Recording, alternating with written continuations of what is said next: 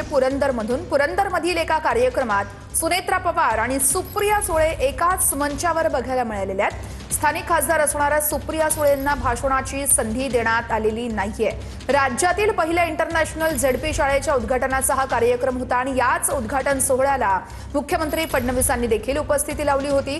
प्रदीप कापसे आमचे प्रतिनिधी या संदर्भात आपल्याला अपडेट्स देत आहेत. प्रदीप, सुनेत्रा पवार, सुप्रिया सुळे एकाच मंचावर बघायला मिळतात, त्या ठिकाणी नेमकं काय घडलं असं विस्तार सांगाल?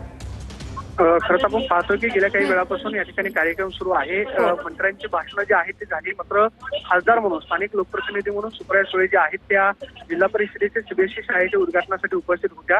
मात्र व्यासपीठावरती सुप्रिया सुळे यांना बोलण्याची संधी मात्र देण्यात आली नाही. सध्या उपमुख्यमंत्री सुनेत्रा पवार बोलतात आणि त्यानंतर राज्याचे मुख्यमंत्री देवेंद्र फडणवीस बोलतील आणि कार्यक्रम संपेल. मात्र सुप्रिया सुळे ज्या आहेत त्या आपण पाहतोय की कार्यक्रम सुरू झाल्यापासून स्टेजवरती उपस्थित आहेत. स्थानिक लोकप्रतिनिधी म्हणून सुप्रिया सुळे यांना खासदार म्हणून निमंत्रित करण्यात आलेलं होतं. मात्र सुप्रिया सुळे यांना आपण पाहतोय की भाषणाची संधी मात्र कार्यक्रमात देण्यात आली. निश्चितच या कार्यक्रमावरती आपलं लक्ष असेल. प्रदीप, धन्यवाद दिलेल्या माहितीसाठी.